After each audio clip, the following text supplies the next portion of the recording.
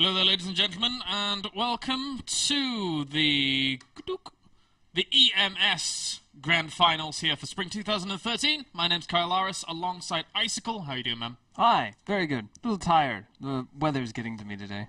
The weather, for me, was weird. Okay. Very strange. How...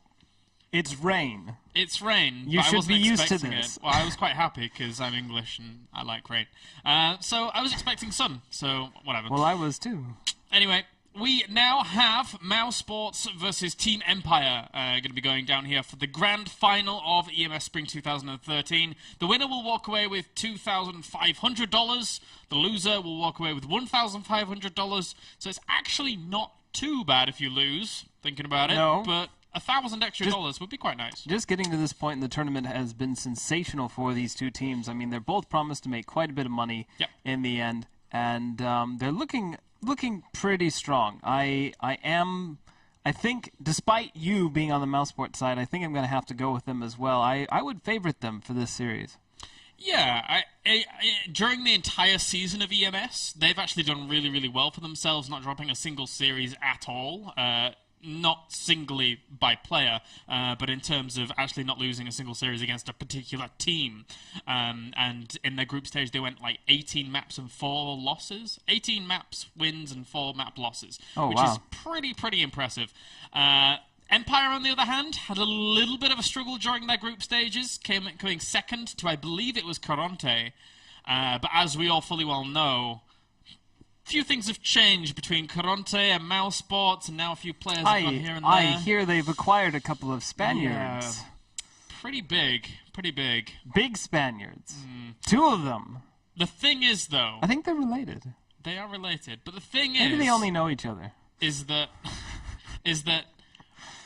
Unfortunately, the rules of EMS are as follows. Basically, Lucifron and Vortex actually cannot represent Mousesports against Empire, because Empire have already played against Lucifron and Vortex when they were on Caronte. Wait, they're on Mousesports?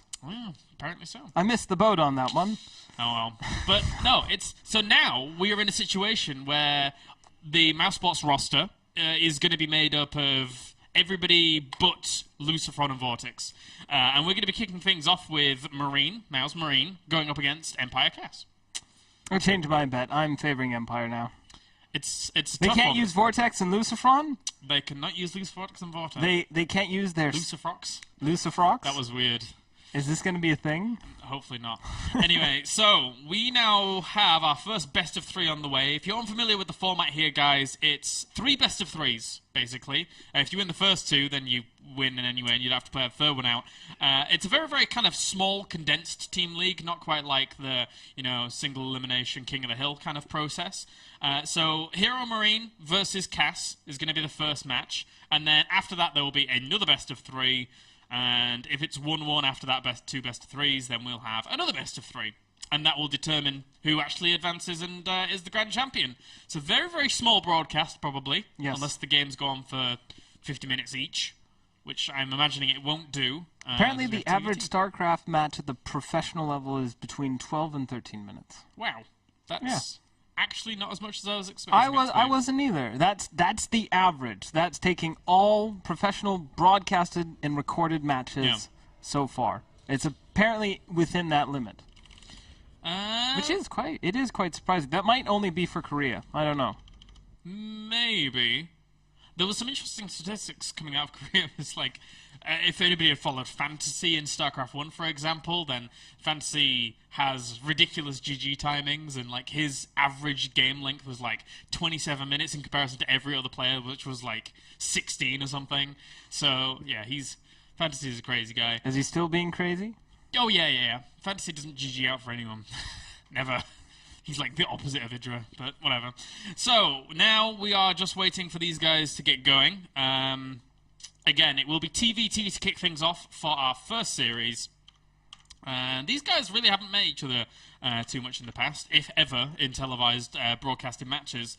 So it'll be interesting to see how they match up against one another, because Marine is known as this kind of player that is very, very aggressive across all matchups. But still very, very skillful. Whereas Cass is a little bit more of a kind of favours the turtle. He likes the turtle, but he still can bring aggression as well. So, and TVT is just a crazy, crazy beast nowadays in Art of the Swarm. It used to be tank chess back in the Wings of Liberty days, and I quite liked the tank chess approach.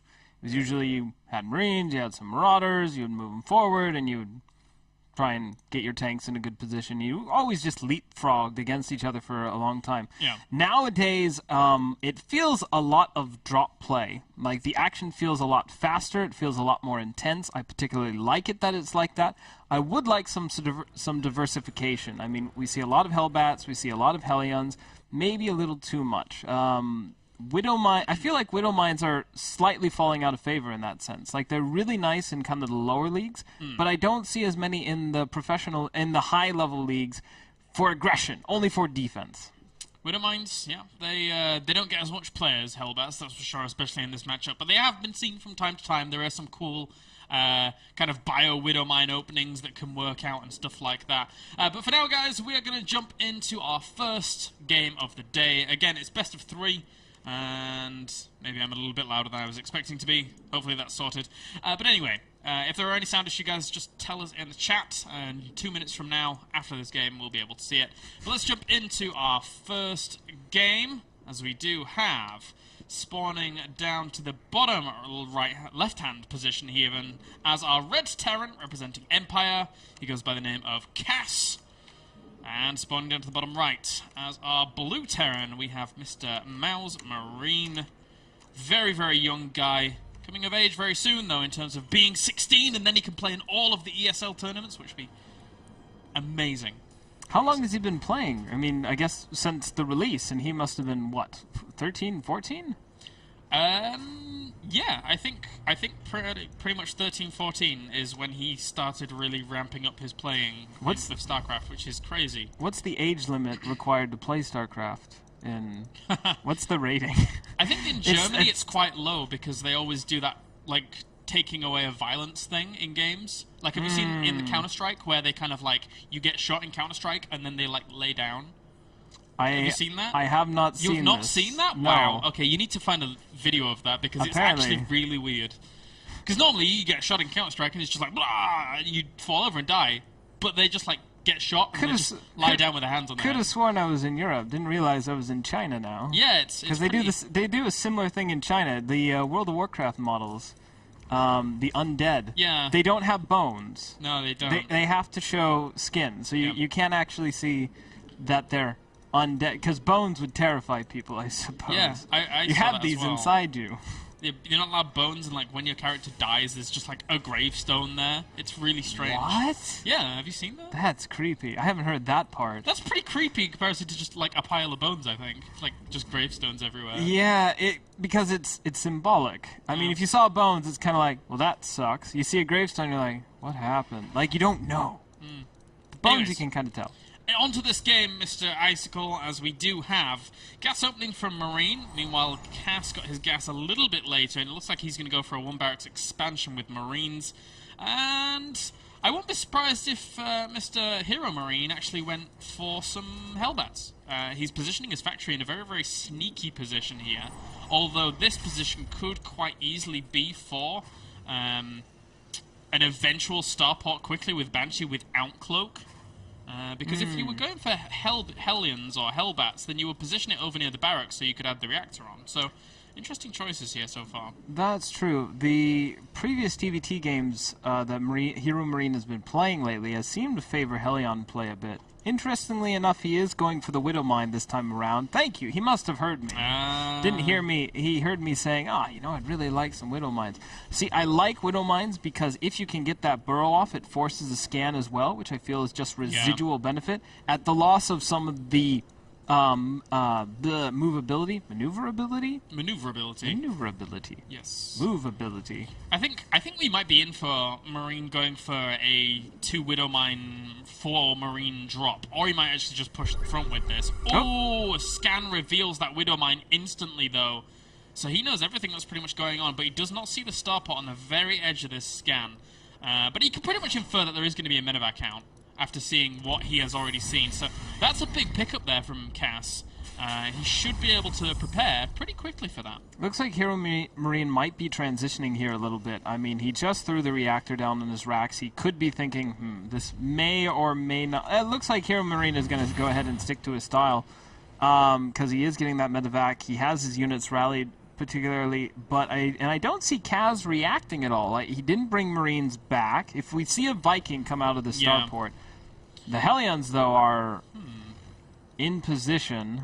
The Hellions seem in position to make a medevac really quickly, but I think a Viking, as you said, would be a great call. And there you go, it's on the way. He needs it out. He needs to deal with this drop that we initially assumed was going to occur once we saw the Widow Mine, because this is just the most common thing after getting that initial Widow Mine out. I like this. That medevac is trying to find a sweet spot. Nope, decides not to. Just runs across the base here.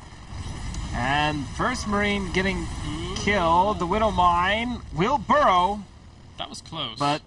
doesn't he could actually hit that supply depot with those Hellions and kill that off with the splash damage without having to force a scan. So technically that would be a great pickup, and he's currently lost nothing whilst we have 200 loss worth of units here for Marine. So, and there we go, he did it. So good little move there by Cass.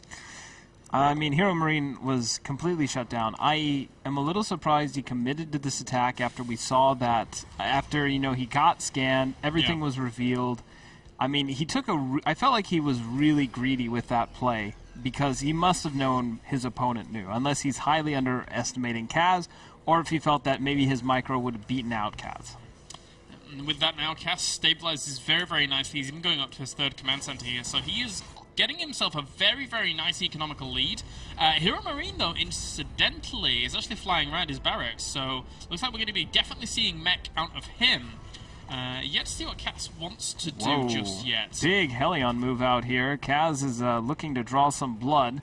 And, I mean, Hero Marine only has his 4 Hellions. I do believe the 8 Hellions will beat 4 Hellions. Yeah, that's certainly true. And Hero Marine, very, very quick reactions, but at the same time, does he actually have enough to defend this? That one hellback could cause him a few problems, and in the end did actually get a lot of splash damage done there. And with that second hellback coming out, Marine actually might defend this in a extremely, extremely impressive fashion. I did not expect him to get out there as unscathed as he did. That pickup had to have been the best timing I have ever seen saving units. I mean, that was good. I mean, as a Protoss, we do some Immortal drops, and I think the best I'd seen previously was Grubby taking down Colossus with Immortals and a Warp Prism. It is beautiful to see, but that Hero Marine, that was something else. It really was. Now, Cass is answering to his opponent by also going mech fully as well. So, mech versus mech here in game number 1 of the EMS Grand Finals, sponsored by Raid Call. Forgot to mention that a little bit, but that's quite important as well here, as you do have those refineries now on the way and good to go. We have a medevac charging into the main base, but there are 2 Vikings ready to receive it. Both Hellbats do get dropped down and will be able to do quite a bit of damage to Kaz's mineral line. Kaz forced to get back here, and now the Hellbats are going to go ahead and fight some of the Hellions, but that's not really a whole lot of avail here, although that last Hellbat does get another worker kill off. Worker kills 7 for Hero Marine, only 2 for Kaz. Not really trading efficiently, but it does still delay some mining time. Yeah, delaying mining time on 2 bases like this, whilst you're on 2 bases mining away happily, is actually a pretty big deal, especially when Marine is now on 45 workers to 40. So that, in essence, gave him a nice little lead. He's putting that refinery reactor in a cool place, but and it won't deny any gas mining, so all is fine there. But Cass is now on the move out once again. He feels as if he wants to try and do some damage, and for his sake, I certainly hope he can do, because, well, that already does a little bit of damage. Stopping the command center from being built up. Kaz is trying to delay mining time in his own way here. He's continuing to push forward here with his superior maneuverability in his Hellions. He's able to get a couple of nice shots off, but he's got to be careful with this. He's caught napping briefly, and Hero Marine is going to continue to push him back.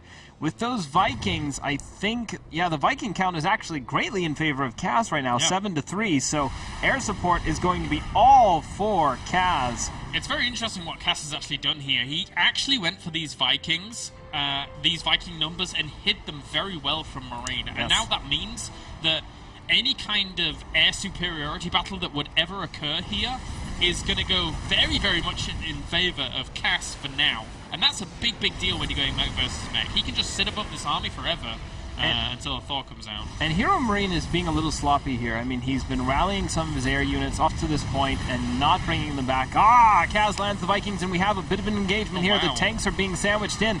The Vikings acting as a flank and quickly coming back up there. The tanks from behind, so reinforcing Hero Marine here, did tons of damage. And while Kaz had a pretty nice flank in there, Hero Marine just flanked him back. Yeah, I did not expect him to actually land all those Vikings, but there you go, trying to kind of pin back what he could there. 4 tanks in favor of Marine to the 3 tanks of Cass right now, and Marine's actually adding on Thors as well, so he has a lot of opportunities here to continue on in a very, very stable macro game, whilst Cass, he also does as well, but he's seemingly trying to push on forwards. These tanks should deny that, though, as they're very well positioned here by Marine. We have the first Thor coming out, and... Ooh, what is he? Arming? Arming? Oh, he changed it to the armor-piercing attack there on the on the Thor, just to try and kill off some of those Vikings in the air a little bit quicker. And he will do quite a lot of damage. Wow, really cool. Kaz is raining death upon Hero Marine as he has tanks camped outside the main ramp. He'll go back for now, fearing some retaliation from Hero Marine, and will go back in the meantime. Meanwhile, we have Hero Marine with a medevac coming down the bottom corner. There are no Vikings to stop this like last time, but there is a single missile turret, which will at least put off the medevac from sticking around. But the Hellbats can deny more mining time and should be able to do a bit of damage. There is a missile turret there, so it will deny the medevac from being there for quite long, but still, a lot less mining time already with those workers actually being pulled off the line, and he's trying to hunt down as best he can some of the workers elsewhere. Vikings? Ooh, that was pretty dodgy. Hero Marine could easily have lost all those units there, but he's able to get them out unscathed. In the meanwhile, the Vikings still not responding to these Hellbats, but Kaz does clean the rest of it up. And as we're seeing, slowly but surely, Hero Marine is eking out a very small lead in his supply, but Kaz is gas-starved at the moment here. He really needs to get some more because his minerals are just banking up, and I think that's because he just doesn't have the gas mining. The army of Hero Marine is actually pretty fierce right now. He has 26 Hellbats in comparison to the 10 of his opponent. In conjunction with only having 3 tanks less, this could go quite badly here for Cass if he's not careful. He does see it all with the Sensor Tower, though, so he should be able to siege up pretty darn quickly. He also has some Hellbats actually loaded up in this medevac as well, which is a pretty big deal. But I think he may have sieged up a little bit too late there. It entirely depends. Hero Marine trying to push on forwards where he can. The Hellbats at the front soaking up quite a bit of damage, so here Marine's tanks in the back can try and siege up. But in the end, there you go. Interesting. Hero Marine with the better supply ends up GGing. I felt like that was a very preemptive here. I mean, looking at the unit count, it is still 9 tanks of Kaz to 7 of Hero Marine here. Hero Marine has 17 Hellbats. I think he saw the 4th base and was a little bit... did he have 17 Hellbats at the very 17 end? Hellbats? I mean, not sure what's going on with him. Alright, so Cass is now up 1 game.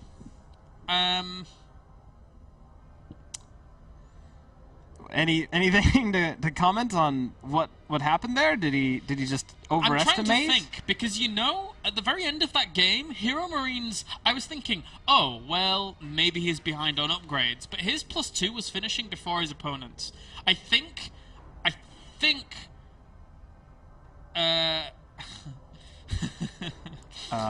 yes? I think what it was is that Marine felt he'd lost too many siege tanks and didn't have that 4th command center.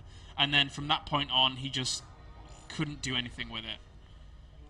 Because siege tank numbers are extremely, extremely important in TVT. And if you fall behind, then you can get put in really, really scary situations. I mean, he was definitely lacking on the Viking count as well. He had lost his air dominance very early on.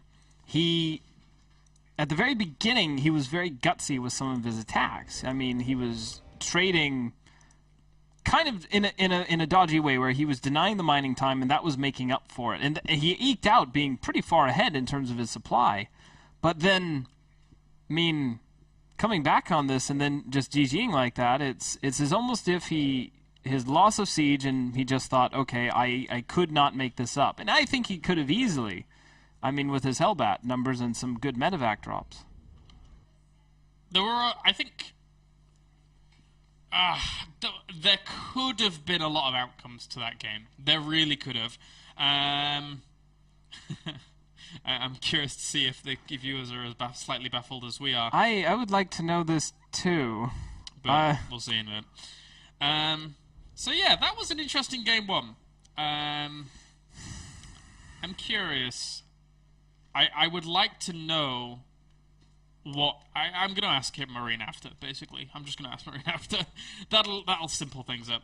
But there are a lot of factors. Obviously, he scouted out the 4th. Maybe he thought it was up for a little bit longer than he'd expected. Because when he flew over there with his medevac and actually spotted it, he didn't see how many workers were at the 4th base. So perhaps he felt he was a little bit behind. I mean, his expansions throughout the game were slower than Kaz. Kaz quickly built up his 3rd, but he didn't actually take it for some time, so he was building quite a nice SCV count. Didn't matter. Hero Marine was having a really strong, I mean, just constant Hellbat drops, aggravating and annoying Kaz. He even had Hellbats in his mineral line at the very end. Yes, he did. Like, Marine... I didn't show it on screen, it was on the minimap because we were watching the fight, but he had Hellbats in Cass's main. Yes. I don't know how many he killed. I wasn't able to see that. I want to find my match history, and I want to look at the scores at the end of that game. Will that tell you, or...? No, it won't tell me. Well, it'll tell me, it'll give me a little bit of a rough indication as to where both players were at the game. Oh, the graphs you mean. Countdown's begun. Quick, check it, quick. Graphs. Graphs, where's the graphs? They were so even!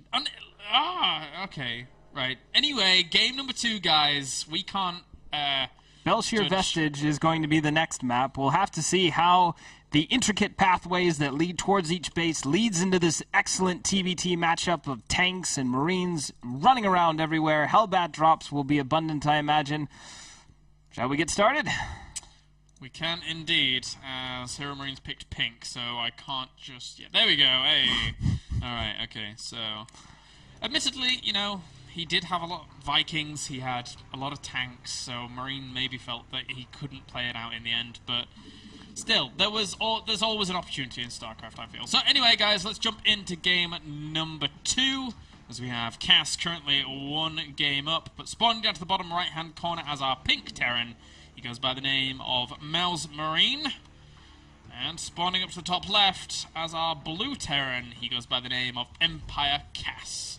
And I think I have to reiterate that, you know, Cass is a very solid player. So perhaps Marine felt that the air advantage that Cass had and that siege tank advantage that I, you know, pointed out before, like a few minutes ago, was just too much for Marine to come back against. So... I mean, I would agree that his unit composition was certainly worse off than Cass. I mean, the tanks sieged could have wreaked havoc on him. Having the Vikings would have been very difficult to overcome. But he still had quite a few Hellbats. I mean, he could have even have researched the tech to turn into Hellions and really raised some hell. Well, pun intended. It entirely depends on if Cass would actually let himself go out of position, and... Again, Cass being the strong player that he is, he may not have done. Interestingly enough here, are you going to go for another barracks, little SCV, Mr. Cass? Is that your plan? Oh, actually, maybe he'll go for a... there we go. So second barracks is going down here for Cass. Looking at his SCV numbers there, it was a little bit wonky. He only had 8 SCVs on minerals for quite a long time. So... I guess double Reaper play here from Cass. Yep. And this could actually really catch Hero Marine off. Command Center first can be a tricky thing for a Terran to go for in TVT. It's on the high ground, so it's quite well defended, in inverted commas, but he's only going to have Marines out to deal with eventual double Reapers, which you can actually just lose Yes. It's painful. I've seen some matches in the GSL where you start... As soon as the Reapers start doing damage, and if your micro is good enough to keep them alive, it's just such a huge amount of... It's just so powerful in the end, because you cannot kill them easily. You have to be very careful about how you decide to engage it. So we'll see how this plays out. 2 more Reapers on the way. There's now going to be... Oh no, there's... I think he'll go up to 5 in the end. Do you think he'll attack with 5 or 3? I think he'll go with 3 to kick things off, but then he'll wait for 2 more to rendezvous along. It's a very, very scary tactic. Bunker's even going down. Marine realizes that after seeing his opponent's worker count, I think either he realizes that there were 1 or 2 less workers there than expected, or he realizes just 1 or 2 Reapers are a threat in general. Because, again, only having 1 or 2 Marines out to fend this off is very, very hard. Alright, here we go. A single SCV has been killed. 2 Reapers doing some bit more damage here. The 3rd Reaper coming to join up with them now. And they get off another kill. And he has to now realize that it is 2 Barracks Reaper, because a 3rd one coming along that quickly means that you can't have 3 out this quickly from 1 barracks. So Marine now knows the severity of this situation. The 4th Reaper has been built, but it has yet to join the others. The 5th one has completed. We'll see if Kaz can get them all the rendezvous in time, and making sure that they all stay alive is going to be incredibly tricky here. The factory, GG! I'm really surprised he salvaged the bunker in the end. And well, that does it, guys. First series goes to Empire. But again, as I said before, going command center first against a build like that, you just die. Like, yep. There's not a whole lot you can do. Your SCV control needs to be pristine. Your Marines need to come out very, very quickly. Admittedly, the bunker might have been a little bit of help, so you can bring the Marines back to it once the Reapers have gone off elsewhere, but you can obviously always jump around the bunker and be very annoying with the Reapers as well. So, now, if he had put the bunker closer to his command center, would it have made a difference? No. You don't think so? Not. No. Unfortunately for him, it's hard enough, even if you have a bunker, the Reapers are just going to go elsewhere. The bunker's just there to say, well, my Marine's really low now. I need to go and put this guy in this bunker so he doesn't die for a while. And then try and zone out in that location, but even that's just kind of pointless in the end, because the Reapers, again, just jump around it. You just don't have enough units out. And Cass just rolls Paul Marine over in that first game, or first series. But what about so what about the factory? The factory was placed up quite far. Hellions would have been the correct counter to the Reapers, I feel, considering how fast they are. You can then chase them down a bit more easily. You can do a lot of damage. You can put some pressure. 5 Reapers to only a single Hellion, though, isn't going to work. But if he had maybe even gotten that further, how could Hero of Marine have come out of this alive, going command center first? Just not go command center first. Just not go. No way. It's really, really tricky in TVT nowadays, I feel. And that means now we have Empire 1 up in our 3 best of 3s. Yep. So now we have Mouse Mana going to be going up against Brattok, which means Mana has to win this series to keep the hopes alive of Mousesports. If not, and Braddock takes it, then Empire takes the convincing 2-0 over Mousesports, and they win themselves $2,500. Pretty good. Pretty good money. So whilst they're getting these games sorted, guys, we are going to go to a short commercial break. And then when we're back, we'll have Mr. Mouse Manor going up against Empire Brattok. See you in a bit. Alright, guys, welcome back to the EMS Spring 2013 Grand Final between Mousesports and Empire. We now have Mana versus Brattok on the way here for a PvT. And, well, if you are not able to use Loose Front of Vortex, then I think Mana's your best bet to call out in times of trouble for Mousesports. I would say so. He's pretty good. He's pretty good. It's definitely unfortunate. Every time I see team leagues, I keep thinking of the GSTL, and I'm like, oh, right, Mouse Mana will just keep smashing through everyone. Oh, right, he's only allowed for 1 best of 3, but he will... I do believe he will save this. Who do you think Mouse will call on for their 3rd champion? Because I can't think of of another well-known Mousey. Well, this Hasu Obbs. Is he around? I thought he was busy in Korea. Hasuops? Yeah. No. No? Okay. I'm wondering if he's actually... I'm wondering if he is traveling over to DreamHack. I'm not sure. But regardless, they certainly have some players at their disposal left here. Mana's certainly a good choice, though, to try and pull them out of a position that's kind of uncomfortable. With Empire now being 1-0 up here in this grand final. And Mana's PvT for the longest time, and even still now, is where he finds his most comfort. He feels very, very comfortable in this matchup. Legend foretold him of being very, very strong in Wings of Liberty, and now in HOTS, despite a lot of Protoss having a bit of trouble with Terrans, he's still... Well, he likes it a lot better than PvT. He's transitioning into the HOTS format well, then. Yeah, a lot of players, established pros in the Wings of Liberty days, are having some trouble. Just new units, what do they do? How do we work with them? You know, how do they fit in with our entire game plan? Like, they created a rhetoric, they felt really comfortable with it, and now it's slightly more difficult for some of them. I'd really like to see how if Mana is, as you say, he's adapting to the HOT strategy well. I'm very curious to see that. Yep, as am I. We shall see what he wants to do here. As Icicle is our first map, and spawning up to the top left-hand corner as our blue Terran, we have Mr. Empire Bratok. And spawning down to the bottom right, we have none other than Mouse Mana. And he's the kind of guy right now that is very, very comfortable with going for a lot of High Templar play, which is something that you kind of need to do against Terrans as of late, as, you know, medevacs and drops and speed becoming very, very prevalent in the matchup. Mana's been doing some tricky things recently with his PvT. He's actually been going, he expands, gets a Stargate, and in his last match, he actually went a very early Fleet Beacon. Against Terran? Against Terran. An interesting idea. Yeah. Maybe he's messing around with Mr. SOS's attempt in game number 4 versus Innovation in the grand finals of VCS. We'll see if he wants to go for any craziness like that.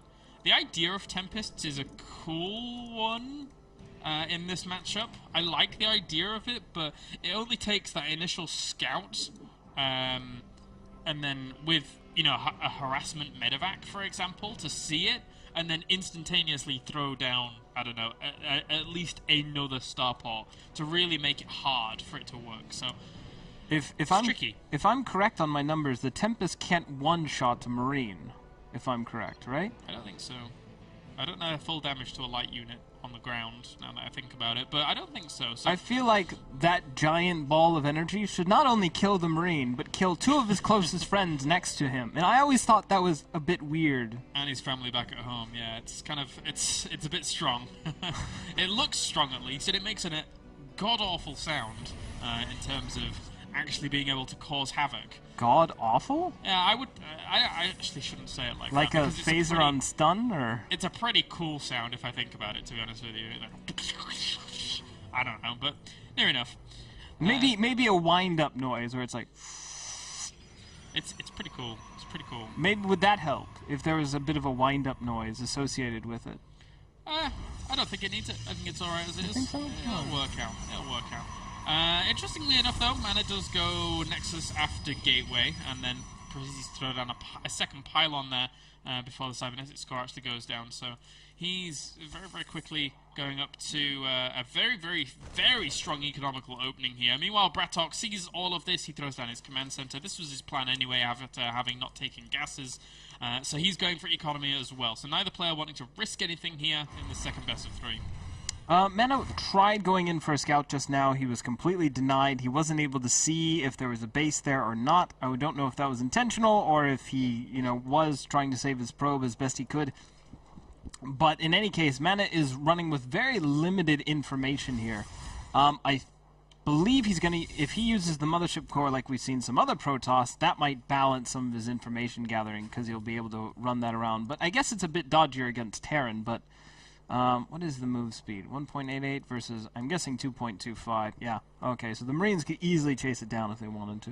Yeah, it can be a little bit of a tricky time. And at the same time, now that I'm looking at what's actually going on here, Bratok's just opening up very, very standard bio. Mana is a player that oftentimes on this map, you will see him go for a very, very aggressive one-base blink opening, but you can tell that this is the mana, this is the type of mana here that is saying, well, I don't really want to go for too many risks at this point. This is vital to my team's survival here. And he's just opening up with Robo Facility. We'll throw down those 2 extra gateways very soon. So a very, very standard and defensive opening here from Mana. Robotics is such a staple of Protoss development nowadays. I mean, making sure that you have the detection, making sure that you can bring out those Immortals in case your opponent goes... I mean, Immortals are actually good at just about everything, especially good against armored units, but they are just so strong when you're dealing with individual units because they have that 20 damage as opposed to a Stalker's 16, as well as, you know, 3 times the life, effectively. Is it 3 times? Maybe twice. And now with that, we have those gateways on the way here for Mana. Twice the amount. Twice the amount. And I'm curious as to whether or not we're going to see Mana actually go up to Robo Bay very, very quickly here. He could quite easily do so. It can be a little bit tricky sometimes, as he doesn't actually have any forges down just yet, so his upgrades are not on the way, whilst the Engineering Bay is now on the way for Bratok. So Bratok has the opportunity to take a little bit of a step forwards with his upgrades, but with this pylon going down for Mana, I think more than nothing, this pylon is probably to try and detect drops. I don't think he's going to warp in too aggressively just yet. On 3 gateways, it's a little bit difficult to make much happen here. I'm with you on the fast robotics bay. I mean, I don't know. He's going double forge. Yep. So, I mean, he still has quite a bit of gas banked up, so he might be going the robotics. But yep, there he is. I mean, he saw that there was such a great deal of Marines when he initially brought up his Stalker to do some scouting, saw the unit composition, and figured, okay, if he's going mass Marines, I need Colossus or I need there's only really 2 things to deal with that. That is either excellent force fields and zealots and good armor. You could do Colossus, which is perhaps the more stable option of the 3. You also have High Templar, which is a bit harder to manage, I think, sometimes. It can be a bit harder, you're right. Because it's not as stable as a giant hulking Colossus attacking everything. The High Templar, needs to get that storm research. Micro and stuff. Yeah. So well, not just micro. It's also the risk you take in building it, and the timings that are involved. It's very hard to time a High Templar build against a Mass Marine build. You're right. You need that storm out to try and deal with this. But at the same time now, he does have those force fields in play, so he can cordon this off for quite a while. The medevacs are en route, but aren't going to be there too quickly just yet. That first Colossus should be out in time to actually react to that kind of drop threat that would occur. But Bratok pulls back for now, realizing that there's too much there. Time warps as well as force fields are going to synergize well with one another to the point where this bio can't do anything just yet. And Mana's keeping such a good eye on his opponent. He has 3 observers out right now. One at the very front sees this exactly, where it's moving out, where it's going to go. One observer in the middle of the map, as well as one observer in his opponent's main. So, great presence of mind here right now for Mana. Yep, 2 Stalkers on the high ground were immediately moved in, as well as 2 being warped in. And the Colossus was, funny enough, held back. Mana did not try to include that with his main army here. And now it looks like he's going to try and just get a couple of hits in. He's going for those medevacs more than anything else, but losing a Stalker in the process and that pylon, he is rebuilding so that he can continue to produce units. It's always... I mean, Colossus are such a huge investment, particularly in New Freecam, but we have another drop over here at the natural expansion where 4 Marines got in. The Colossus has been revealed now, and the Marines get sliced to pieces. And by the looks of it, Bratok is going to come back here. He doesn't... I don't think he has enough forces to really deal with that, and he just realized it as well. Yeah, he's going to get that 3rd command center up and running, and you're right, he can't really do too much with this just yet. He may end up sending it to try and drop his opponent's main once again, but aside from that, he just needs to rendezvous with his main forces and to try and actually deal fully with this Colossus player that is now on the field. But that being said, Mana's 2-2 is going to be finished up very, very quickly in comparison to his opponent, who is only going to be sitting at around 1-1 at that time once it's done. So, scary little potential there for Mana if he actually wanted to kind of try and ramp up the pressure. We have a couple of medevacs sitting in the bottom center of the map here. They were getting into position to possibly drop on Mana. As soon as that occurred, Mena also brought a handful of his forces back just in case, since he was moving his forces out in the middle of the field. Shows, again, really good game sense that he has for his opponent here. You know, he moves his forces out, he realized there's a potential for a drop, so he brings a handful of his units back to deal with that. And a scan from Braddock will reveal that this ploy is folly. He cannot go after this, and he quickly boosts back to rejoin his main army. Yeah, there's no way you can actually get away with that. Observer spots the entire army in the middle of the map as well now. So Mana should know where his opponent is, but at this point in time, Bratok's done a very, very good job of macroing up. He's 137 supply right now, 20 supply up on his opponent. His army count is 79 supply to 65. If he could get the denial on this third base, and he is going to, that's a great, great pickup there for Bratok. He has to be careful, though, because his entire army is going to be sandwiched. He needs to pick stuff up and get out of here. Yeah, I'm surprised he's trying to fight this right now. The Zealots are completely engaged at this. They are almost gone. A lot of the Marauders end up being killed now, and wow, those High Templar are doing the damage on a few of those medevacs. 2 sets of units are forced to retreat, and these 4 guys are not going home to their wives tonight. Well, with that now, the income for Bratok is going to be looking a lot better here than Mana's, as his third base has been completely ransacked and he has to establish it once again. The only slight scary thing for Bratok is that his opponent once again has 2-2. He's got Storm on the way, and the Ghost Academy has only just started. So if Mana wants to, I think he's probably going to try and play it out fully and not really go for a huge engagement just yet, unless he senses massive blood in the waters. But still, his army is going to be extremely formidable once Storm finishes up, so he could use that as his timing window. I don't know if he will. I got a question for you. When did they remove weapons upgrades for probes and SCVs? Do they not have them anymore? No. I know they must have had them at some point. Oh, no, I don't think they had them. I thought they only had armor. Anyway.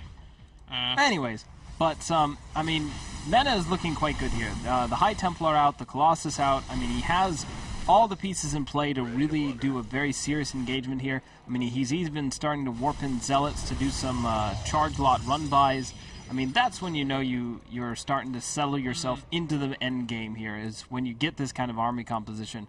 I'm a little surprised to not see more Colossus on the field. A lot of Mana's gas has been going into these High Templars right now, so he seems to be favoring that, possibly hoping that his opponent overmakes on Vikings, but Braddock is actually reading Mana really well here. That is an appropriate number of Vikings to deal with this situation, and he's getting more ghosts. Well, the interesting thing is here is that Mana had options. He could either go for the assault like he's going to very, very soon by the looks of things, or he could get very, very economically cheesy. He's going to go for some harassment up to the Zealots here as well in third base. This is a great little move here, as well as Zealots in the natural, as well as Zealots in the fourth base. Zealots going to have to pull back for now, as that bio is far too much for them to actually fully tank out. As 2-2 is going to finish here in just a second for Bratok as well, and that will put the nail in the coffin of the army very quickly. But because behind all of this, Mana expanded twice, he is now in a really, really good spot against Bratok. A great economical ploy. It was such an interesting... I mean, Mana had the almost the memory capacity to handle attacking in 3 locations at once while also building 2 more. I mean, that is incredible. And holy moly, all those ghosts' energy are completely gone now. The High Templar have been expended, though, and I don't think there's enough meat here on this ground army to really deal with this kind of attack. Beautiful force fields, though, are keeping so much of the army back. Mana gets back just a little bit here, gets a storm off on some of those units, but it isn't really that effective. Archon's trying to do a little bit of power here, but Braddock is going to power through and force Mana to return home. Mana quickly needs to get some more units in. At the same time, there was another Zealot run by at the third of Braddock, so if Mana holds, he's got this. Those feedbacks were fantastic, but at the same time, the force fields were absolutely pivotal for him to not lose absolutely everything during all of that. He does have some energy for storms as well on some of these High Templars back at home, so he should be able to hold off Bratok for now. Mana was in a very, very disadvantageous position after having his third cancelled, but now if he can save this fourth base, if he can keep this alive with all of this army actually powering down on it, he's going to be in a phenomenal position. The bio has to retreat once again. Mana has too much firepower, he has too much AoE damage, and it's 143 supply to 105. Bratok is reeling. He's trying to get himself going once again, but Mana has played out the last 7 or 8 minutes of this game very fantastically. I really like Braddock's play right now. He's doing a medevac drop, trying to get it into the main base. Well, actually, one in the main, one in the third. I mean, he needs something to make this, to come back from his deficit right now. And this is the perfect type of attack to do it. The main army is out in the center of the field. I mean, Mana doesn't have anything to deal with this. The thing is that Mana now knows that his opponent sacrificed a lot of his army to make both of these pushes try and work. And now he's just trying to consolidate his forces at the very front and probably go for a push. He drops the Storm, trying to kill off some of these drops once again. These High Templars just moving about here and there to try and shut this down. But Mana, his army at the front, it has a lot of firepower. This bio could not contend with that if he pushes in. But he's just trying to keep him on 4th bases by the looks of things. 3 bases even. There's a 5th ghost that just came out now. A couple of good EMPs will nullify the ability of these Archons. And the first one goes off, but I don't think... It only hit a couple of shields of some of the units here. And Braddock is staying further and further back here. He does not want to engage this just yet. Handful of units keeping Braddock secluded into his main base here. As he's also, I mean, we have attacks at the 4th base of Mana. We have, attack at Braddock's main. I mean, there is action everywhere right now. I wish we had a picture-in-picture.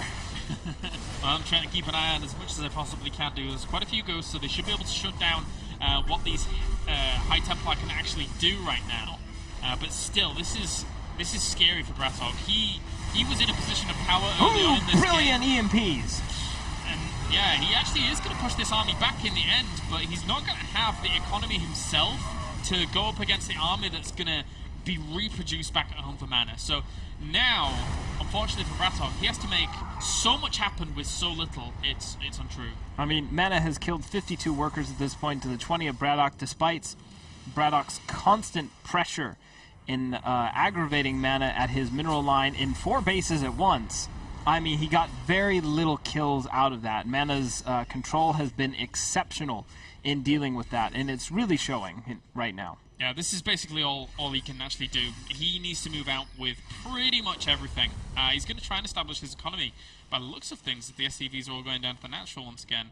And he's trying to get his 3rd up and running, but unfortunately for Braddock, if he doesn't make something happen with this army against Mana, there's just no way he can come back. The army of Mana is always going to be stronger, it's always going to be faster, it's always going to hit harder. And now, I mean, with Blink on the way as well, so much versatility in Mana's army makes it ever so deadly. I mean, at this point, Braddock desperately needs to get some more ghosts to try and deal with this type of force, but he just does not have the forces. A very good force field, blocking off a handful of those units. I do give Braddock credit in continuing with this to the very last moment here, but I think it's about time to say goodbye. He's going to try and flee back where he can to his bases, but Mana's army still looking phenomenal. These 3 Archons alone are going to cause a lot of problems for Braddock. Never mind everything else that is actually barreling down along with this. He's trying to seal off these bases where he can with at least a barracks, and that's a pretty cool move there by Braddock, but I don't think it's going to work in the end. Mana just constantly separating Zealots to each of these bases, trying to keep his opponent's economy completely in check. With a ghost dying off, there you go. GG for game number 1. Mana takes it. We are going to go to game number 2 here in just a second. Good play there. The ghost that broke the camel's back, or in this case, the Braddock's back. That was a really impressive game there by Mana. Having that 3rd base cancelled off was a bit of a blow, but he did kill a lot of his opponent's army right after that died off and forced the lift off. So he knew that his opponent could no longer continue to be aggressive, so he double expands to try and get himself back in a better economical state. A great decision there by Mana. Also applying a little bit of pressure at the front with some Zealot harassment just thrown in there as garnish. Really kind of tested Braddock to the limits, and he just was not able to pass that test. I really would have liked to see Braddock's expression when he saw that 3rd and 4th base established. I mean, well, the 4th and 5th base even. Well established, mining perfectly fine, and he's left there, struggling, just trying to get his 4th base up, and Mana's just, economically so far ahead of him. That must have been such a deep psychological blow to him. It really was. And now, game number 2 here. Mana is 1 game away from tying things up for Mousesports. And yes. If that does happen, if Mana is able to be victorious in this series, we will then have Happy versus Hasuobs, which was the one game I was hoping wasn't going to happen because it could go on for hours. Those two guys, they like to turtle. So we shall see if that happens. So, we now have Mana ready and good to go. GLGL guys, we are waiting for you to join the lobby. No. I'm sure you mean some other Icicle.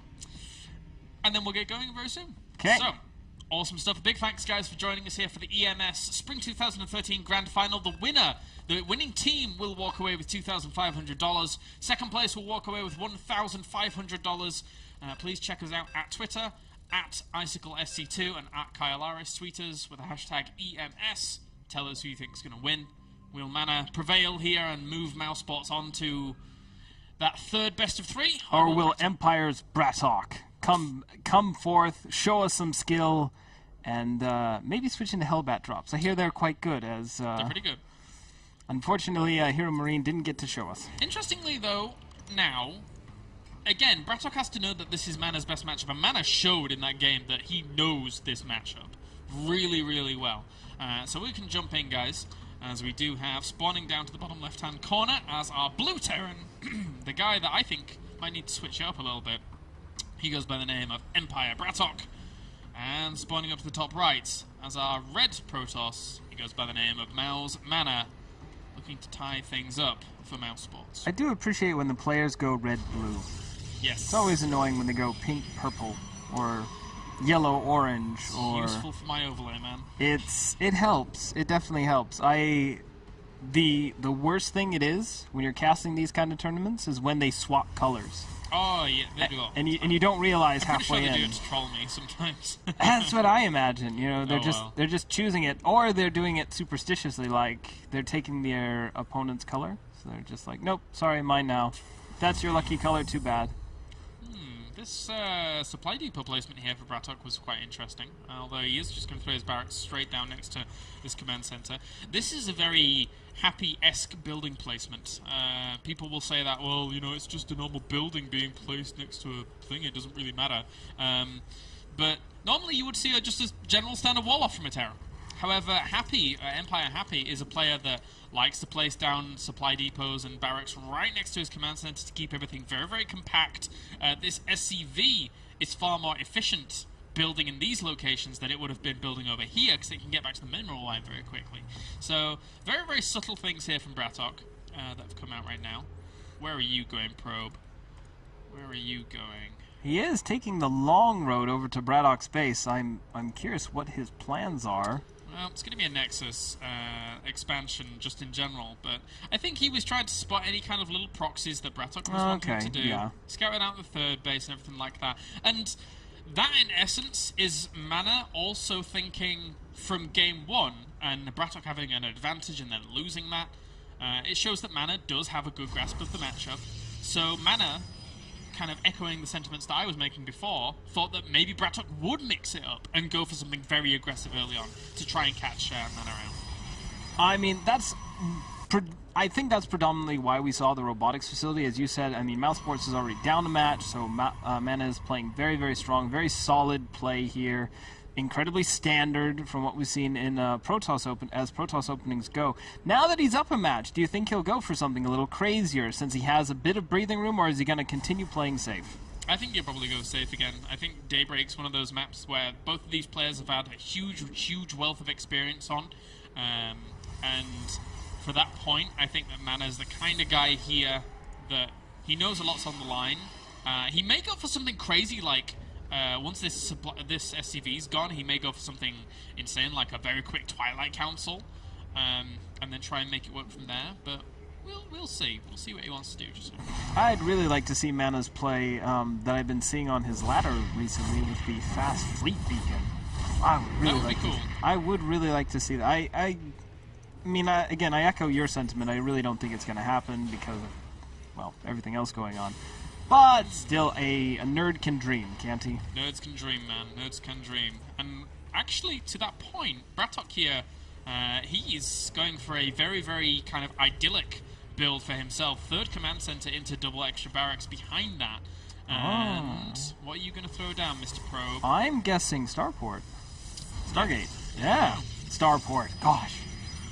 Who is this caster? Alright, that pylon and that Stargate are placed very, very interestingly, because that says to me that he could actually throw down extra tech buildings to over in that location. Scan's going to miss that, probably, depending on where Brattok actually wants to throw it down. Kaelaris, you're telling me Christmas is coming. Is that what you're getting at? There is possibility for it. There really is. Third gas. Fourth gas goes down very quickly as well here for Mana. What are you up to? Cheeky devil. I'm really excited for this now. I really hope we see what I've been seeing on the ladder. Yep, Oracle opening. Yeah, this is likely.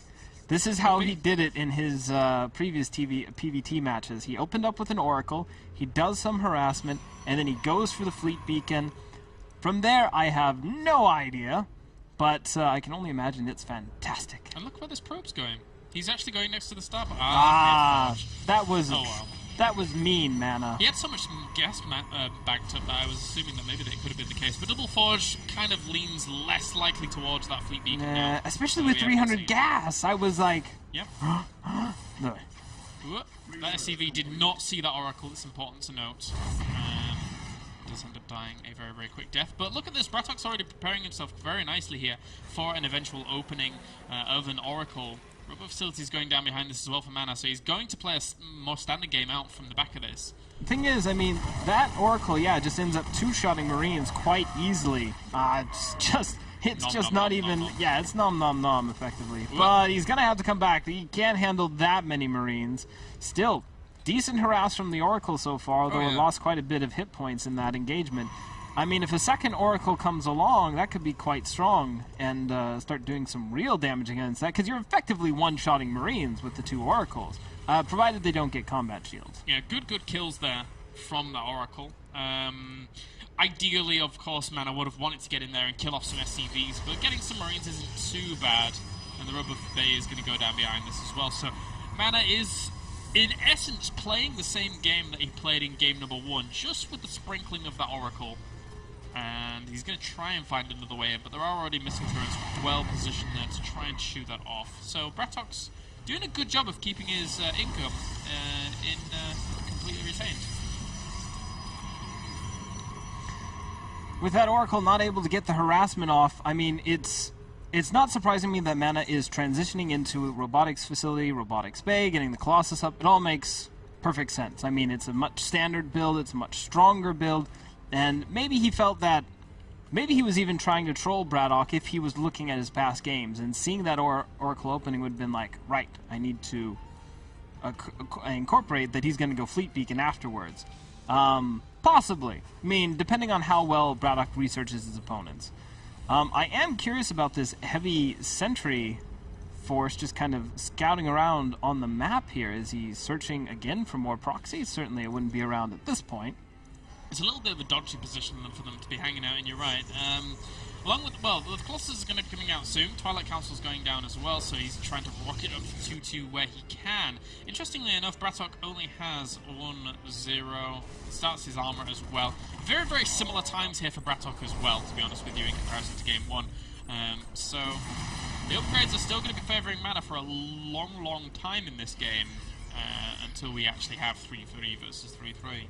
Twilight Council finishing up now. I would imagine we'll see Mana transitioning over to High Templars. He does seem to lean more favorably towards them than anything else, and I like his usage of this very hurt Oracle here. I mean, just get some scout off, get some scouting information. I mean, and if you catch your opponent unaware like that, you do some massive damage to his mineral line. I mean, look at all that denying mining time, particularly for those mules. Well, in a perfect world, for Brattok, that would not have happened. Missile turret. Should have been able to shut that down. Ah, there it is.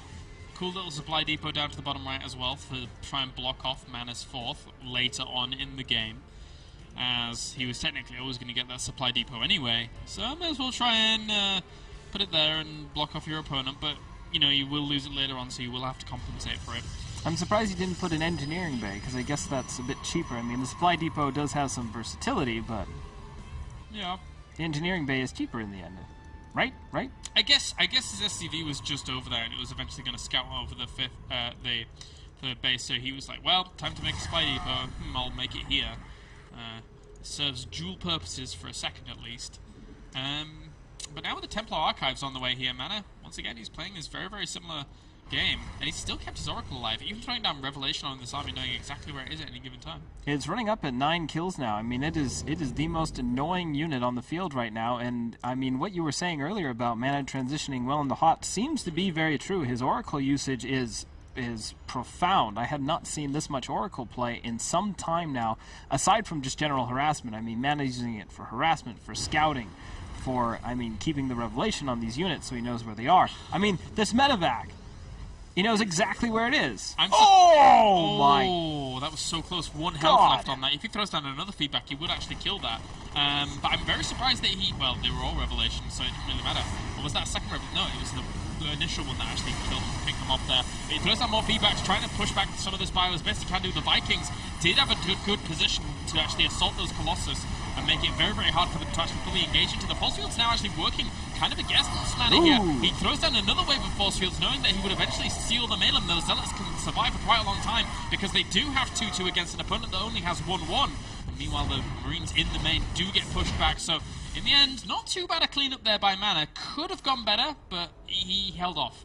The Marines in the main base were actually fighting uncontested for some time because Mana was so wrapped up in his main engagement here that was going on.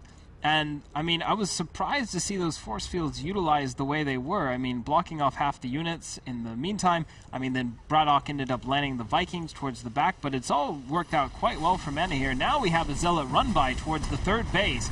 That's going to get a lot of damage done, and Braddock isn't reacting at all. I don't think he even okay, now he realizes it's going on and is going to have to deal with that. Meanwhile, we have another engagement. The force field's blocking off some of these forces, but Braddock eventually gets the rest of them around, and Mana does not have the ground forces to really fight this just yet. Instead, this is just really a front right now. He's, I mean, assaulting the third the way he has, Braddock not lifting up his command center. It catches fire, and Mana isn't, well, okay, he really did need to get out of there at that point, but that was such a, it felt like such a bluff from Mana. He was coming in with very little forces, but he was playing as if he was about to knock Braddock out.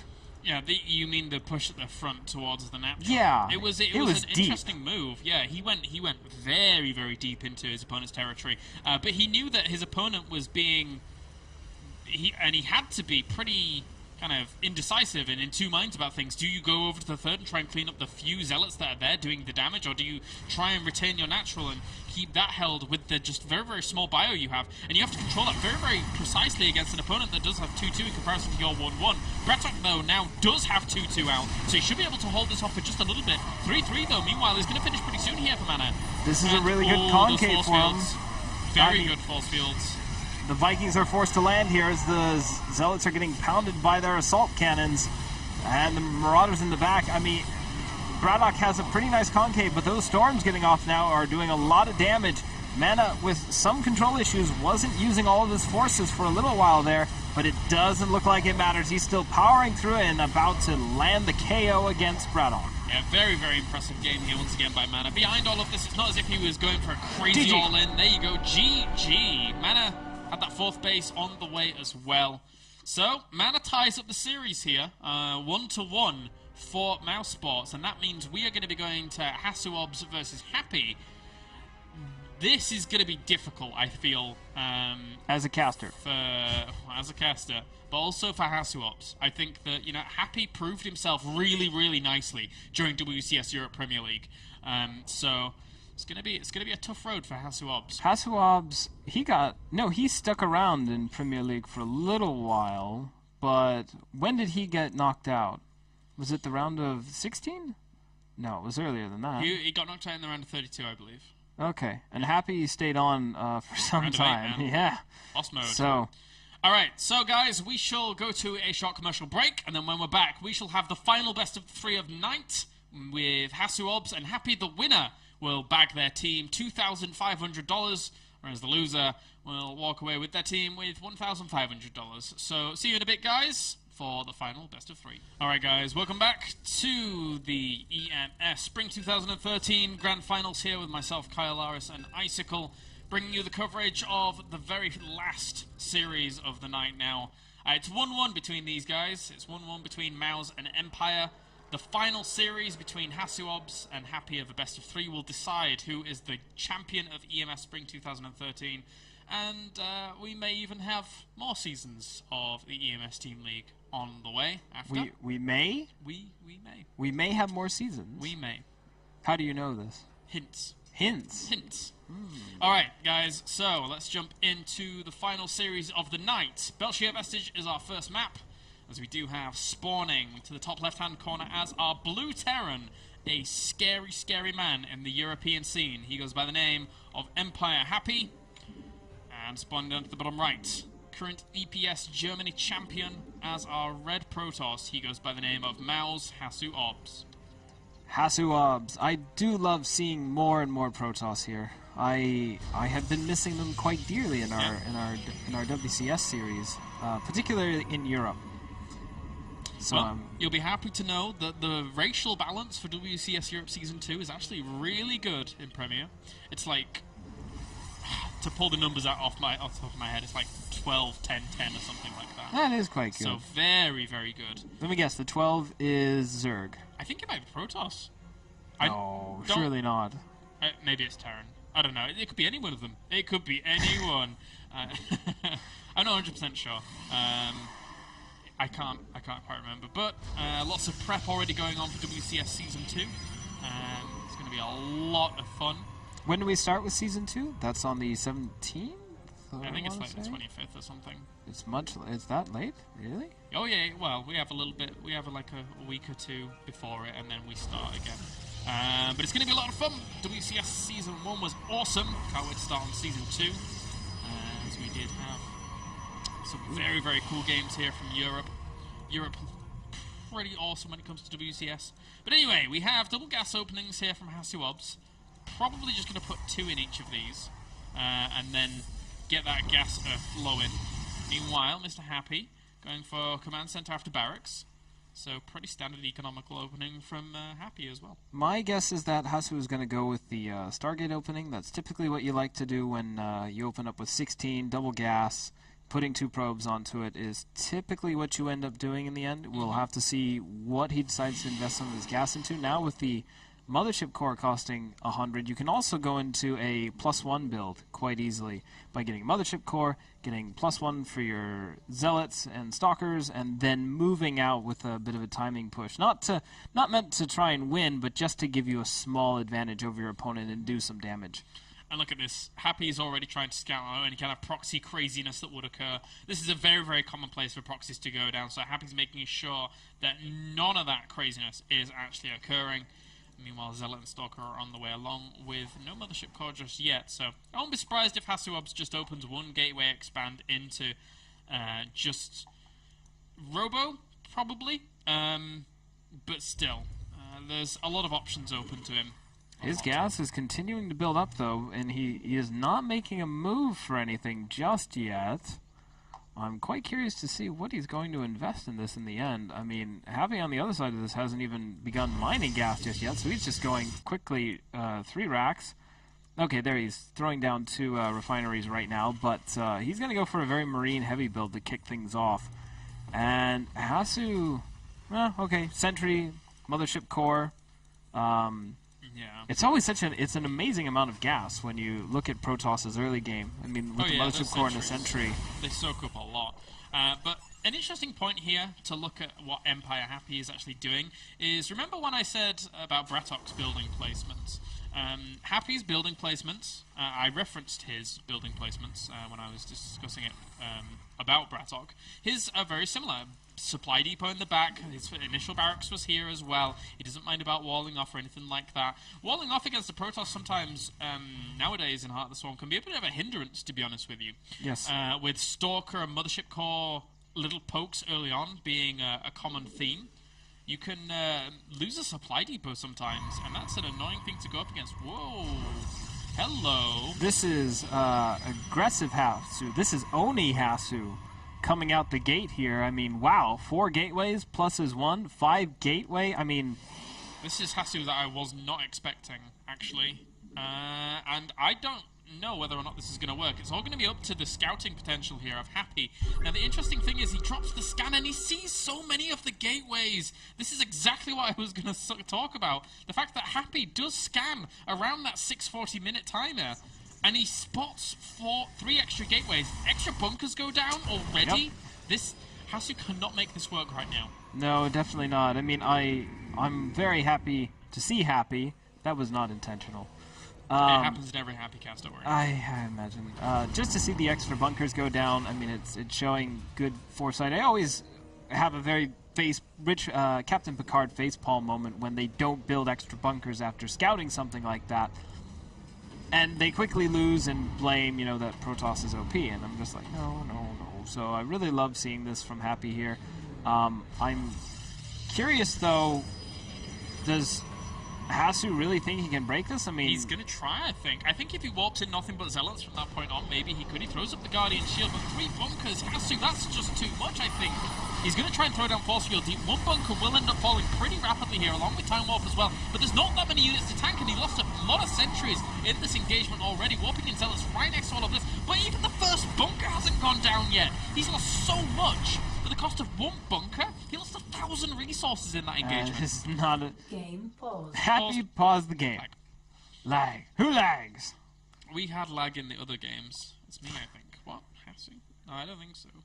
Hasu's normally pretty good about his PC's normally pretty good. Well, you thought he might be traveling, so... Game resumed. Yeah, I thought so, but I don't think he is, so... It's all good. Anyway, I think he'll be traveling tomorrow if he is at all. So, now... Happy is in a phenomenal position here. He even has a Widow Mine out to complement this. Those Zealots are going to run up straight against that. Ooh.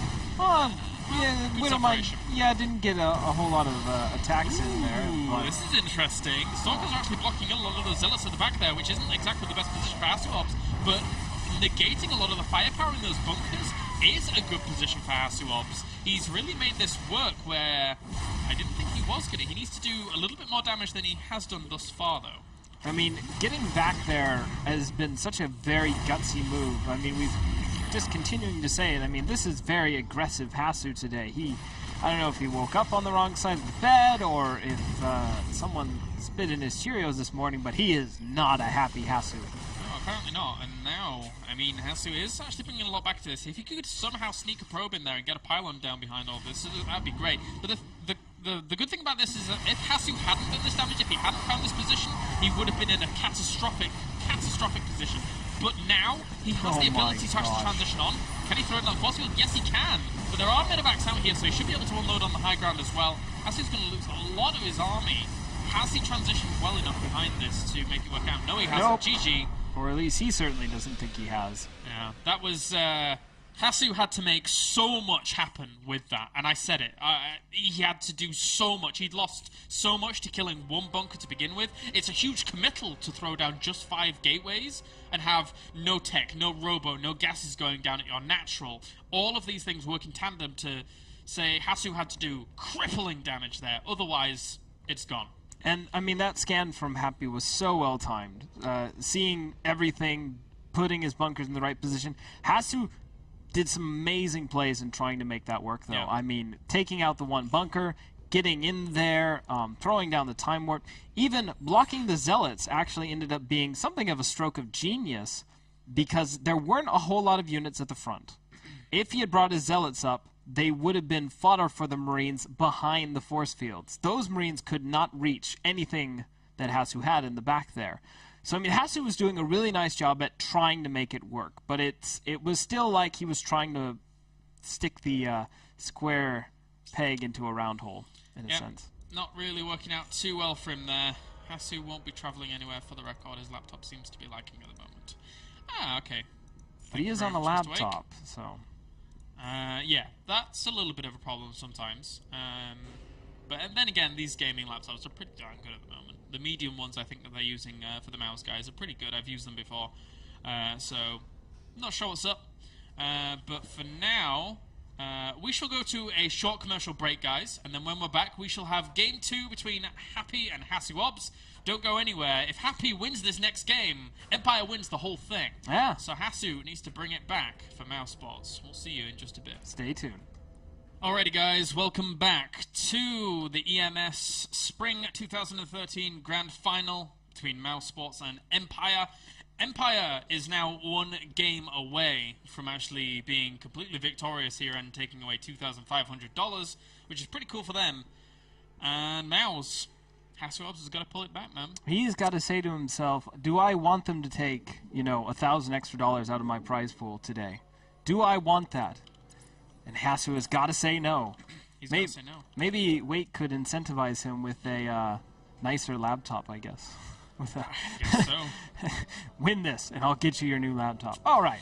How did you've been on a team with these kind of victories before. How does the prize money in team leagues get divvied out usually? Especially in this kind of format where you have so many players over such a long period. Does it just go to the team to cover expenses, or? I think it's normally. I think it goes to the team and then they divvy it up, depending on how many games somebody's played during the team league. Is there like a game bounty? You get so many. Game bounty. I don't know. It depends. It depends on the ruling of the team. Each team has different contracts for it. So, anyways, spawning out of the bottom right as our blue Protoss, we have Mr. Mouse Hasuobs, and spawning up to the top left, one game away from victory, we have Mr. Empire Happy. My scoreboard is the wrong way round. I shall sort that out.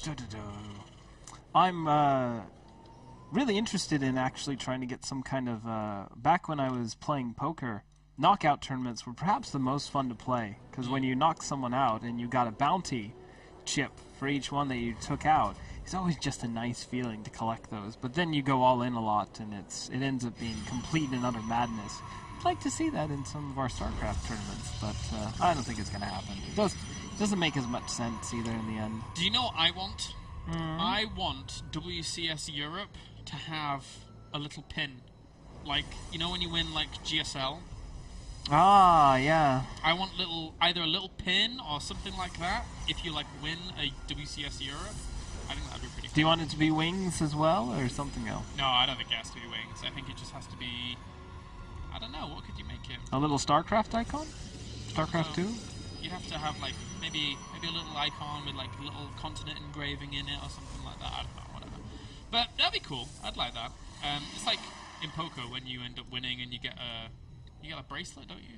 Yeah, I always thought that was really weird, though. Like a cool. bracelet? I think it's alright. Like, I don't wear bracelets. Why? Guys wear bracelets? I can do. I realize it's the 21st century, and guys can wear what they want, but I just don't see it normally. That's what I'm getting at. Oh, they can, especially those rock guys. They wear a lot of bracelets. Okay, anyway. they're okay to do it though. All right, so we have once again very, very similar openings from both of these guys. The interesting thing though is now that Hasuobs being one game down and it being Akelon Waste could deviate things up here. He could change his build. I don't think he's gonna. I think he's probably gonna go just into the Nexus once again.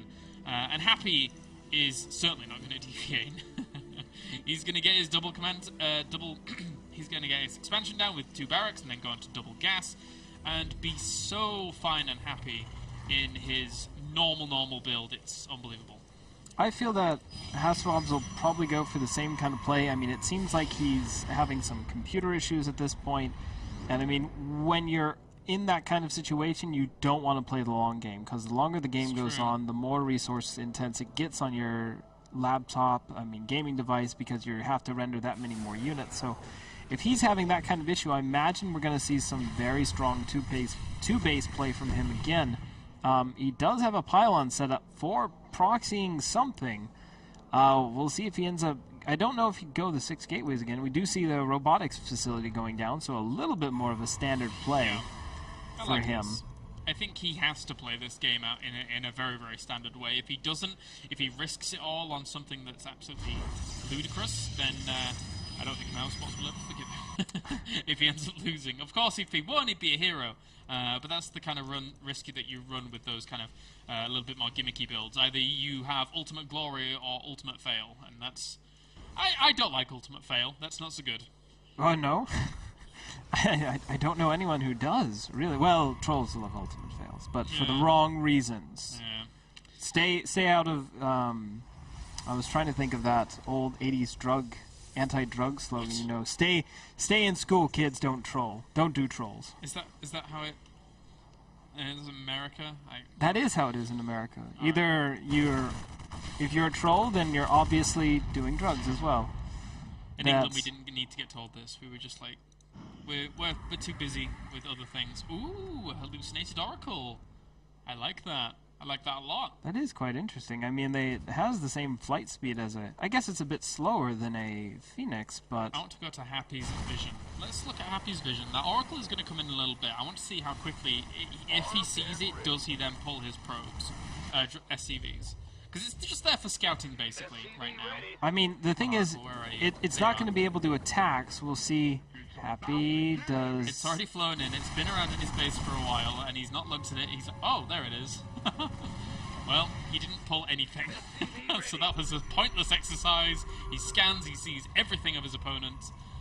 Happy times. You know, you can't get away with that in lower leagues because they never pulled their SCVs anyways. You could hallucinate an Oracle and they would go, oh my gosh, you know, after the Oracle has completely faded away because it's an hallucination.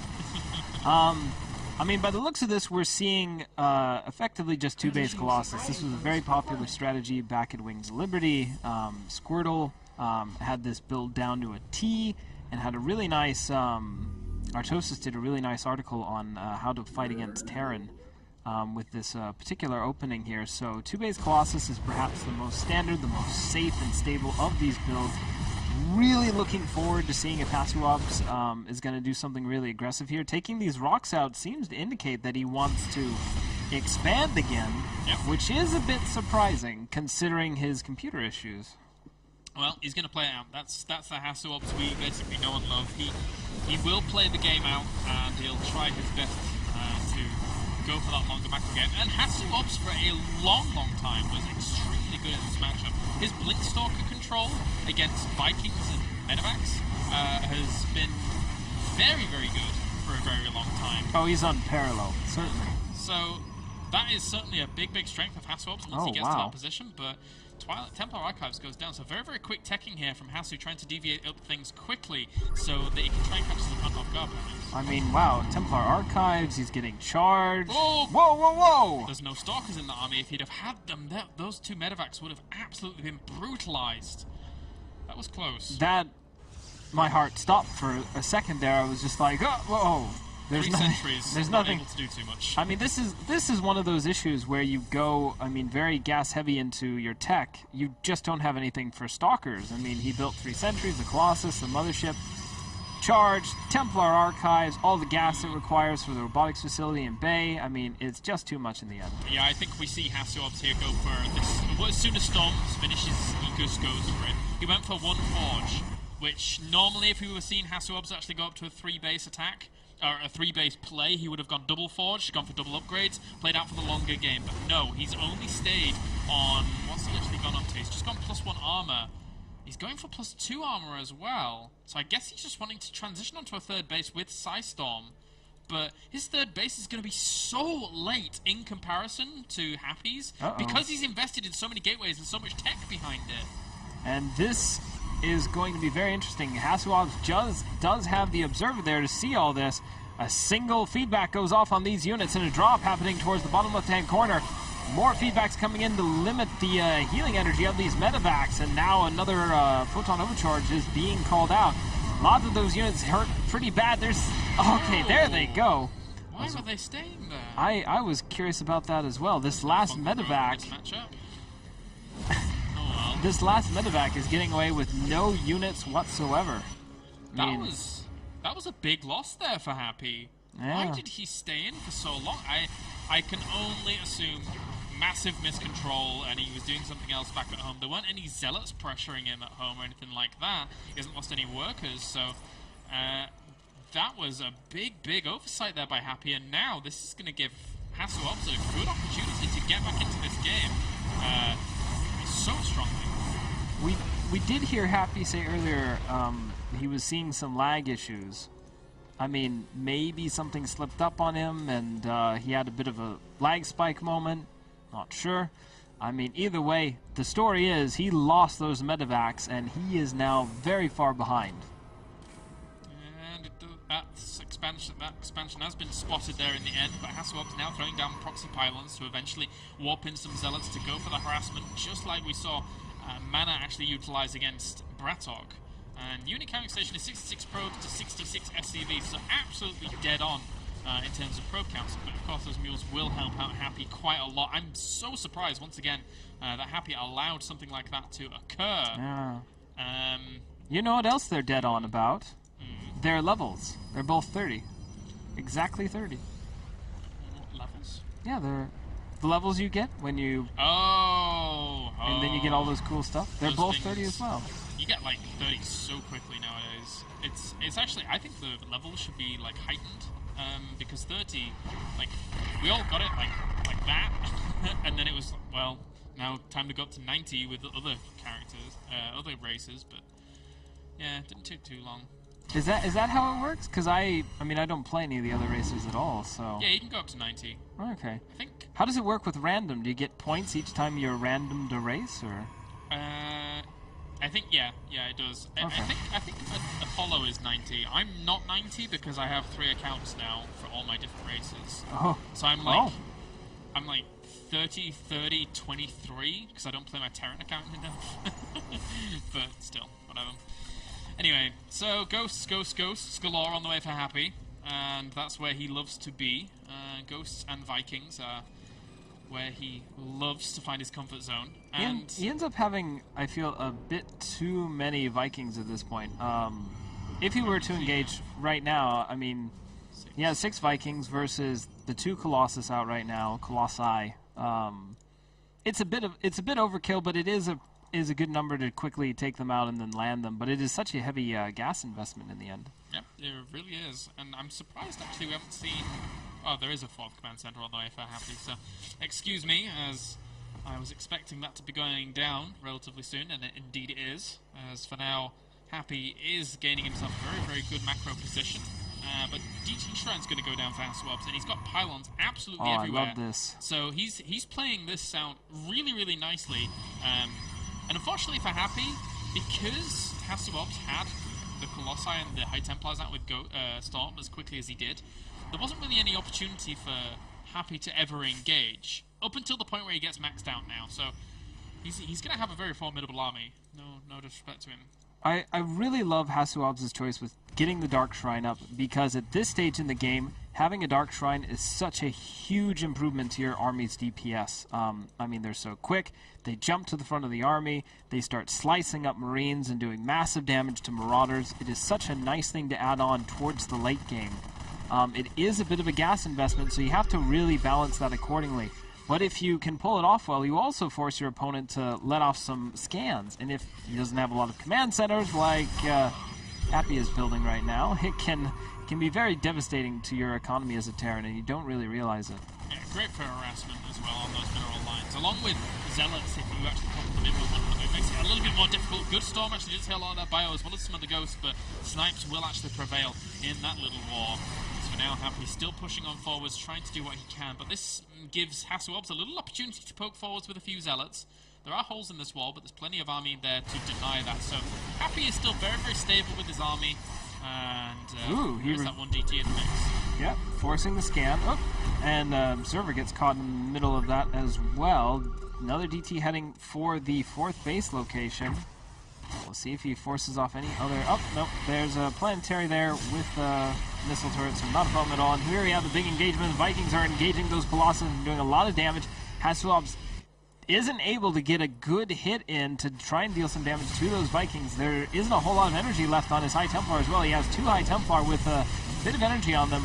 We see first Storm trying to go off, but it's mostly to keep the army back than anything else. The High Templar does survive a couple of snipe shots, and the Ghosts are starting to run low on energy here, but I do think Happy will be able to win this out on the end. Hasselhoff is not doing enough harassment at the back front, although those DTs will try and do some more harassment. Very nice Storm on one side of this army, but Happy is continuing to keep his forces very split apart. Yeah. The Colossus are still alive, though. As long as they're there, this is going to be difficult. Hasuobs may end up losing his 4th base, but he could deal really huge damage to this army. Well, not only that, but also these ghosts don't have any energy left over whatsoever. The High Templars do still have a little bit for the Storms, but they're not going down, complementing this army. And in turn, the Bio has actually killed off a lot of it. Zealot's going to charge him back once again, though, trying to complement all of it in the end, and will force Happy back. The Storms are enough of a threat to say, no, I'm not going to stay there, along with a lot of those Zealots with 3-3, so, or 3-2 even.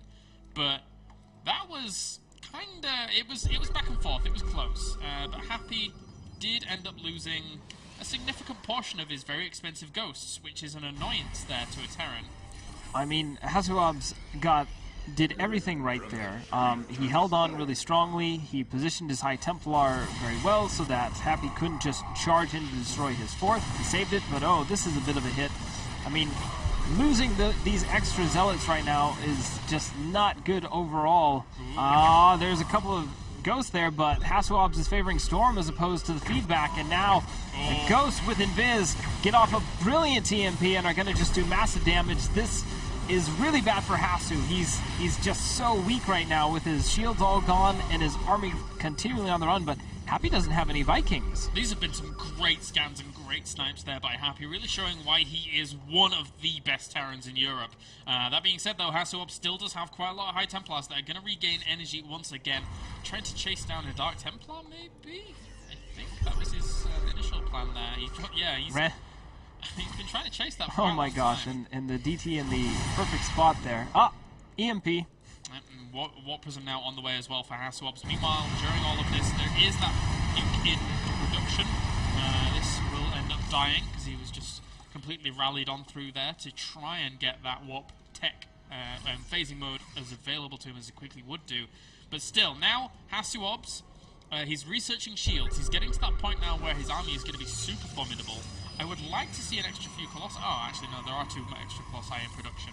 So going up to a magical number of 4, or maybe even eventually 6, could be quite nice, but the ghosts are still in abundance. 22 right now. And now we have, wow, 22 ghosts is insane. To clarify on a comment I said before, there were no Vikings with Happy's army at that point. He did have 4 in the back of his base. He has another 4 with him right here. 8 in total. I do love seeing this nuke, and here we go! Nuke is about to come down. I don't think Hasu sees it just yet. That's actually a really scary place to put that nuke, because now, if he wanted to, he could charge into the main and do some damage, but that nuke is going to just kill off a few of these cannons. Not too much. But Happy is certainly bringing the fireworks here in game number 2. He sent a few SCPs forwards, realizing that he doesn't need them anymore. Good EMPs as well as some snipes there from the top, and killing off another Colossus once again. But Happy's army is slowly stimming itself to death. There isn't many medevacs now, only 2. And this army is not going to recover for a long time, but 3 nukes are now on the way. Oh my gosh. I mean, right now, Happy, those nukes are going to save Happy quite a bit of time. He can buy some time defensively. He can't even build medevacs right now because his food supply is just so wrapped up right now in his current set. There's that nuke yet again. Observers are starting to come out to try and see where these ghosts are. There he sees it. He's able to take it out in time. A couple of EMPs go off, though. And Happy is continuing to whittle his opponent. I haven't seen this kind of back and forth EMPs, nukes since forever, really. You can tell that Happy is a little bit tense here. He's chopped down like 3 EMPs to try and kill off one of those observers, so he knows that this is a very, very pivotal moment. If he can do damage and push onto that position, he's going to be fine, but he's actually being drawn back by a lone Dark Templar that has pulled him back to this 5th location. So a good move here once again by Hasuobs, and even with this expansion landing up to the top, he still has these pylons well strategically positioned himself to continually keep Happy back. So Hasuobs, I didn't give him much credit against Happy because Happy is such a formidable opponent, but he's playing game number 2 out very, very nicely here, really giving Happy a run for his money.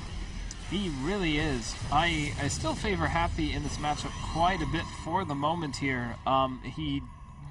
Just getting to the point where you're building nukes because you're not sure what else to build at this point, plus using them in such a spectacular manner. It's always nice to see. That was scary then. If Happy had run to the back of this army and sandwiched it in against this position, that would have been catastrophic. But he let a lot of Zealots in the process. He's killed off 18 workers right now, so it's 80 to 59, but it's mules that are the really big kind of income earners there for Happy. And Hasu establishing this base up to the top right, trying to say to his opponent, no, do not go for this base. He's actually completely skipped this one. If he gets this base up and running, he can get that one very, very easily, but we'll see. Now, with Happy's unit composition here, I mean, the Zealots are just melting. I mean, they come and charge up, and the Ghosts just go poo poo poo, headshot, headshot, headshot. Everything dies, and it is not working out for Hasu quite well. I would like to see Happy make a few more barracks, because right now it feels like his production is slightly wrapped up at the moment. I mean, when he needs to max out again, because there is going to be a big engagement soon, I mean, I would like to see him be able to reinforce a little bit better. Neither player, I think Hasu could reinforce a bit better than Happy could right now. Oh yeah, I mean, the fact that the Gateways is such a strong position there, double nukes actually coming down on this entire position. So you can see the shadow, actually. Holy crap, that's scary. The shadow? It was for a brief second. You could see the shadow coming down and then fading towards the 4th base location. And now that base is completely open to attack right now. The Ghosts will go in and call down the Thunder. He's going to bring that once again on this expansion. It's not really the most efficient usage of a nuke here because, yes, he's doing damage. Well, it was to get rid of the cannons, but now to get rid of this Nexus, it's not going to do so well. It doesn't even fully deplete its shields. I mean, it is a psychological thing, though. I mean, having nukes called upon your units and bases, at the one time you're like, well, okay, that didn't do much damage, and it's like, gosh, how many of these things does he have? And he does spot this one. He knows it's there, so he should be able to kill that off, and that's a waste of a nuke. At the same time, another Ghost trying to move on around, having a little bit of a look-see, but can't really do too much. Sees it, and throws down a feedback on a Ghost that has no energy, so... And now, I mean, Happy here, his army is still looking really, really strong. Look at the value of his army. That many Ghosts in an army is really scary. Oh, yeah. Even with Hasu Obs' very, very strong army in itself, it's going to be all up to the Storm dance with these Ghosts. Yeah, I mean, right now there's 9 High Templars out and 5 Colossus. That amount of forces is going to make it incredibly difficult for Happy to just engage in haphazardly. I mean, the Zealots are doing a nice job at going for run-bys, putting out some damage. Happy, likewise, is, I mean, trying to bring his forces around, but they're having a lot of trouble dealing with this combination of just the Zealot run-bys being everywhere. And here we might have our first main engagement. Happy is coming in from 2 different sides here. Hasu is a bit back in the new corner. I think he's going to just recall out, though. He has to, yeah. Very important. There was no way he could have gotten out of that position. He knew the exact position of his opponent's entire army as well, so that was very, very important to get out of there as quickly as he could do. He cleans up over at the 5th location, and for now, Happy still maneuvering himself around where he can. But again, that Ghost count is pretty high, 22. I mean, there aren't even any Marines really out on the field. There's 16 Marines on the field, but you don't see them in the main army right now. It's just all Ghosts and Marauders. Good positioning on this bunker as well for Happy to try and keep this down, but those Zealots do it as they power on through eventually. Very, very heavy hitters, those Zealots, once they get the new weapons up and running. And now, I mean, Hasu, this is... You remember what I said at the very beginning of this broadcast? This is kind of the situation I was talking about. You know, but this is very different from Hasu's normal game. I mean, we usually see Hasu fighting in these types of games where there's very little action, or there's only Zealot run-bys, maybe there's some Warp Prism drops. But these two have been dancing around each other, hitting their bases, attacking very, very strongly here. I'm very impressed just with what we've been seeing so far. And there we have both Happy and Hasu's 4th base going down here. A nuke strike being called on one of the more central locations here. There is a High Templar did try scouting around to see if he could see where the Ghost is. I don't think he can see that location just now. Yep, and quite a few pylons and cannons were taken out on that. Hasu taking some damage here, but I think Happy is coming out on top. I find it funny because there's just You can always hear the scan noise now, wherever you are observing the game. And there's just scan after scan after scan after scan after scan going down for Happy. Always wanting to try and find out where his opponent's army is, trying to maneuver on around, because he knows positioning in this situation is so pivotal. If you do not have the right position with your bio army, with your ghosts, against an opponent that's swinging in from two sides, for example, then you're never ever going to get the engagement victory. And now, well, Hasu trying to do more harassment, but it's not working out. Now, looking at the probe count, it is 60 probes for Hasu to the 24 of Happy. Now, these two are both on very similar supply counts right now. Happy has an extra 30 army supply over Hasu right now. And we even have, those medevac getting instant sniped by that High Templar's feedback. This Force of Happy getting taken out here. And more to the point is Happy doesn't have, only has this one base left, while Hasu is on 1, 2, 3 and still able to mine. And throwing down the nuke as well here to try and force his opponent into some kind of engagement, or at least force him to flee from this location so he can deny this base once again. But at the same time, this is what Hasu's going to do. Hasu, I think, is probably going to avoid an engagement for a long time, trying to get these bases up and running so that he can eventually just have a better economy than his opponent and have more of a bank, so that when the engagement comes, he has the opportunity to max out far quicker than Happy. Happy's got to be careful with these Vikings. He almost flew them right into a stalker line. As we have another drop going by the 4th base location here, the Zealots are starting to take down this units and clean that up. Just including a single DT with that, it's just so strong to include that in your army here. And, unit composition is now up to 12 High Templar and 6 Colossus in the main army. A couple of sentries will get caught out, but Hasu doesn't really need them at this point.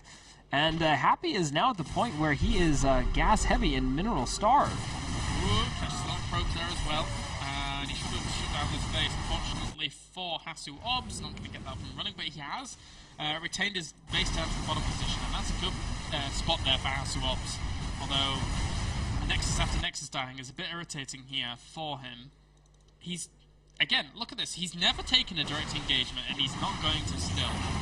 If he does, then I think he just gets slaughtered unless the storms are absolutely perfect. Yeah, I would agree with that. There's just so many ghosts on the field. If Happy just has even a few splits, not even great splits, but just good splits, it won't be an issue for him.